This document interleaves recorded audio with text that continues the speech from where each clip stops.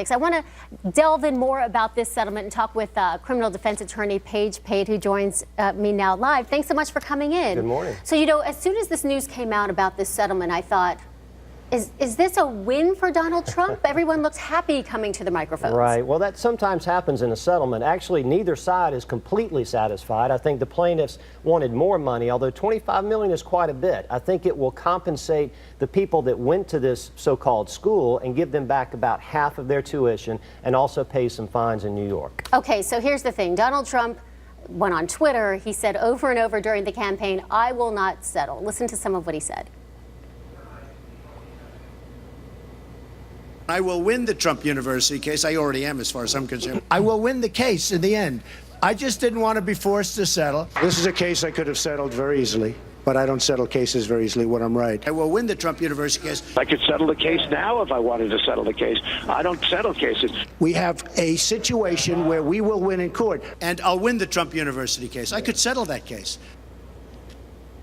And so once again, he tweeted in February saying Trump University has a 98% approval rating. I could have settled, but won't out of principle. But he did, didn't he? Oh, absolutely. I mean, there's no way to look at this other than it's a loss for Trump as far as the amount of money. And even though there's no admission of liability, the fact that he settled, I think, will embolden plaintiffs in other lawsuits that are still pending against Trump to keep pushing, to try to get more money than they may otherwise have. And although the statement came out that he doesn't claim liability for what happened, it still has that perception. Oh, yeah, he's cutting a check. And when you cut a check, that's basically an admission you've done something wrong. So there's no signature, there's no admission of legal liability, but when you pass over that check, it certainly sends a signal. How precedent-setting is this settlement, meaning for other lawsuits involving the president-elect? Well, these lawsuits were somewhat unique. I mean, they were alleging fraud, racketeering, very serious type civil claims. The other lawsuits, I think, mostly deal with failure to pay, some sexual harassment claims, so a little bit different. But the fact that he's paid this and paid such a large amount,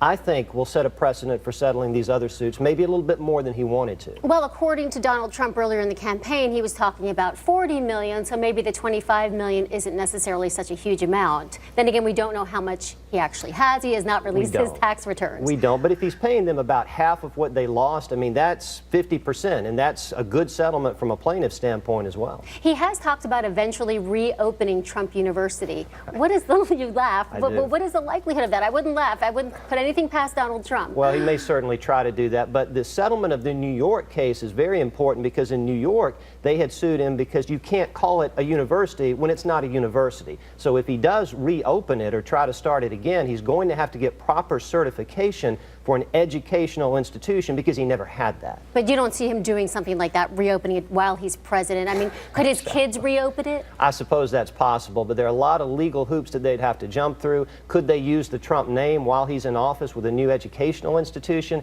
I don't know. Perhaps it's just more bluster. I really don't see that happening. All right, Pate, thanks so much for your analysis of this settlement. Certainly, this came as a surprise to many people, but it was kind of down to the wire, too. Oh, absolutely. Last minute. Yeah. All right, thanks very much. Thank you.